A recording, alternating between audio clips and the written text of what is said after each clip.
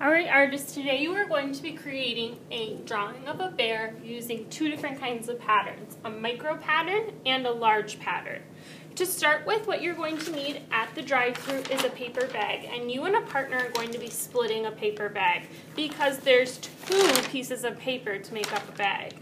There's also a variety of different size Sharpies, a regular Sharpie, a Sharpie pen, and also some extra thick Sharpies. These different sizes are for you to use during your drawing part. So the first step that you need to do is cut your bag in half. Okay, your partner's going to get one side and you're going to get the other. So I open my bag up by sticking my hand inside, and I'm going to cut down that middle line for my partner and I don't have to have very great craftsmanship for this cutting part because I'm going to come back and do better craftsmanship later with the cutting, okay? Right down the middle on the side and the bottom to cut my bag apart.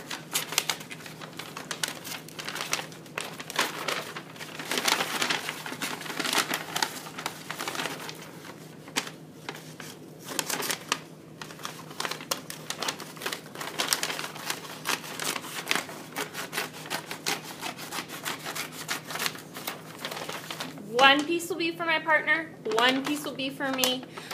I'm going to use this one piece, and here's where the good craftsmanship part comes in because I need to turn this into a flat piece of paper. Right now it's kind of 3D. So notice these fold marks on the edge here. That's the part for you to trim off, okay? For now, I'm just going to leave that, and I'm going to start sketching out my bear, okay? Thinking about simple shapes to create my bear. So these directions will also be up on the smartboard. What you're going to do is start with the simple shape of an oval, and it needs to be kind of in the middle, okay? Leaving room for the shoulders. Notice how I do a practice draw with my finger first to kind of get an idea of space within that paper. I'm also using a pencil because if I make a mistake, I can erase. When I draw with pencil, I draw really light until I get it right, and then I can come back and use Sharpie.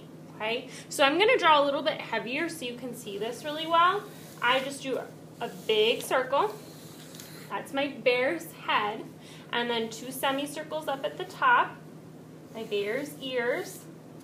Okay, and then almost kind of like a hill for the bear's body. Coming off from that head, so a curved line down to the edge. A curved line down to the edge. Notice how I go all the way to the edge of that bag.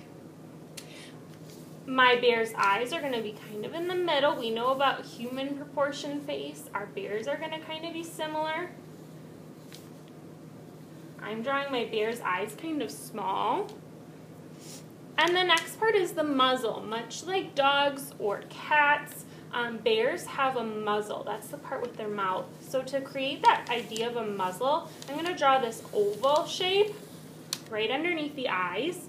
And when I do my micro pattern, my little small pattern, I'm going to leave that part blank. And the next part is the nose. So I draw a curve, kind of like a rainbow. I draw a C, and then another U. Okay? So a curve like a rainbow, a C on either side, and then a U. A line down and a smile, line down and a smile. I'm ready for Sharpie. I've got this all drawn out, sketched out. So my next part is I'm going to Sharpie all of my pencil lines first. Alright, so I've Sharpied all of those pencil lines, and for good craftsmanship, I'll come back and if I missed any lines, I'll erase those with an eraser. My viewer or person looking at it doesn't want to see any pencil lines. They would just want to see that nice, crisp, clean Sharpie. So just for good craftsmanship, if I made a mistake while I was Sharpieing, I'll erase that pencil line because Sharpie is permanent. If I make a mistake, I just have to embrace it. Okay, and I need to have a make it work moment. So you'll notice here that I didn't outline the line for the muzzle. I left it in pencil. On this one I did. Okay, that's an artist's choice.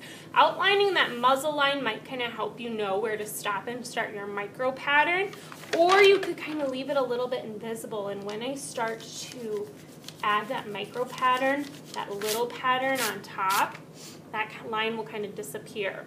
So I wanted to talk to you really quick about the highlight in the eye. When we look up at the light, and you would notice this on your neighbor, okay, the light reflects off our eye. So I just drew like a little oval there, showing me that I'm not going to color that part in black. I'm going to leave that little highlight.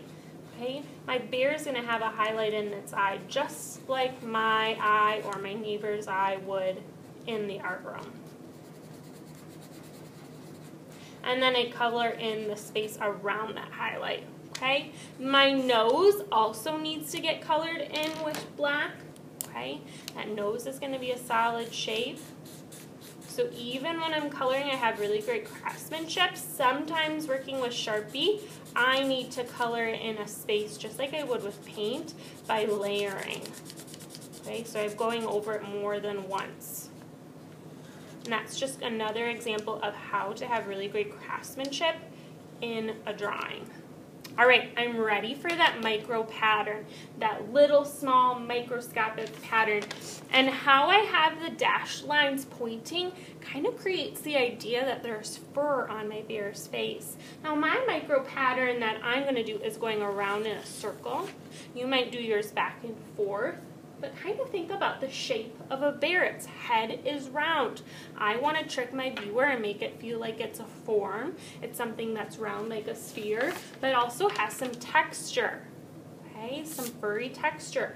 So using my Sharpie, I'm just going to make some dashed lines, and I'm going to start going around the eyes. So turning my paper as I go, I'm just making some little dashes. My dashes aren't very big. They're probably smaller than my pinky fingernail. A micro pattern is a pattern that's very small, but all together it's really powerful. So just focus on keeping your little dashes all going the same directions and all pretty small. Okay? So I've gone all around the bear's eye. I'm going to go all the way around again, and I'm going to keep going in a circle with my little dashes. Work that is more minimal, meaning it's not super complicated, like my little dash pattern, means that I really need to focus on my craftsmanship because there's not a lot of busy stuff there for my eye to look at.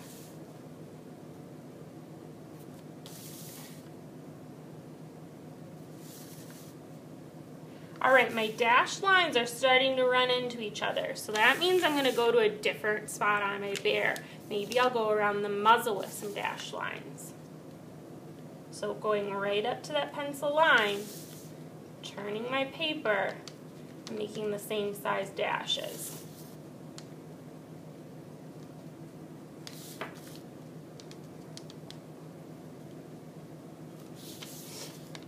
I'll go around the muzzle a few times, kind of in rings.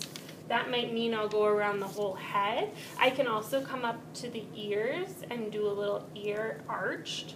So following that black line, I'll do the dash marks inside of the ear. Okay? You're going to fill up your bear's face with different little dash lines. They're going to go in kind of the same direction, in the direction of a circle.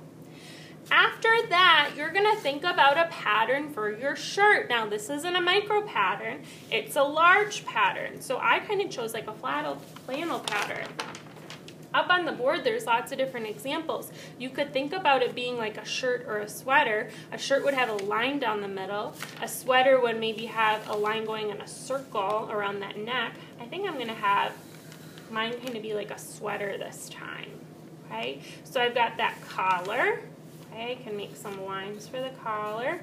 Notice how everything is in pencil first, because if I make a mistake, I can erase. Draw light until I get it right. So a pattern are lines or shapes that repeat, just like my micro pattern, except now it's really big. So once you have your pattern out, you're going to outline it with Sharpie and then color it in with marker. Pattern can be added with color as well. I can't wait to see how these patterns with these bears turn out third grade.